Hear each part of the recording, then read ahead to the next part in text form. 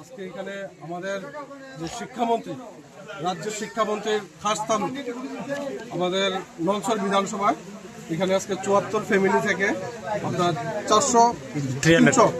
300 voter এখানে join করেছে। ৭৪ পরিবার থেকে 300 ভোটার। আপনারা মিডিয়া বন্ধুরা প্রতিদিন দেখছেন যে ত্রিপুরা রাজ্যের কোনো না কোনো জায়গাতে প্রতিদিন ৩টা 4টা 5টা করে আমাদের জয়েনিং প্রোগ্রাম হচ্ছে।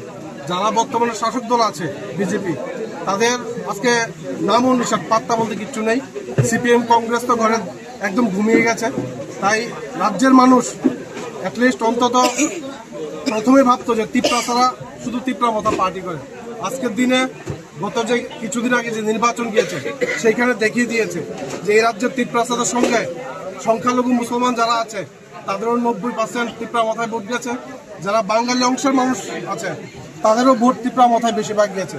তাই আগামী 2028 সনে এই রাজ্যের মানুষ একদম মেকআপ করে নিয়েছে যে এই রাজ্যের নতুন একটা সূর্যোদয় হবে এবং এই রাজ্যের মুখ্যমন্ত্রী তিপ্রাসা মুখ্যমন্ত্রী হবে, তিপ্রা মাথা থেকেই হবে, সেটা মানুষ একদম মেকআপ করে নিয়েছে। আর আজকে এই এলাকার যারা জয়েনিং করেছে নবাগতদের সকলকে আমরা আন্তরিক অভিনন্দন জানাই, স্বাগতম জানাই।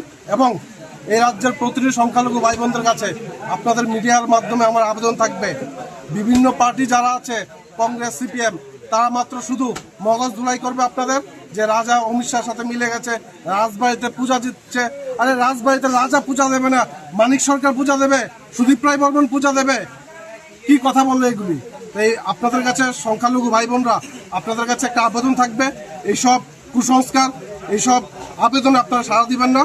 রাজ্যের সংখ্যালঘুরা যখন বিপদে পড়ে একমাত্র তীব্র মতা পার্টি আছে, একমাত্র মহারাজে আছে যে আপনাদের বিপদে দাঁড়ায়। তাই সবাই মিলে আসুন, এই পার্টিটাকে আমরা শক্ত করি এবং 2028 সনে আপনাদেরই সরকার হবে, এই রাজ্যের প্রতিটা মানুষের সরকার হবে, সেই আশাও কামনা রাখছি। নমস্কার।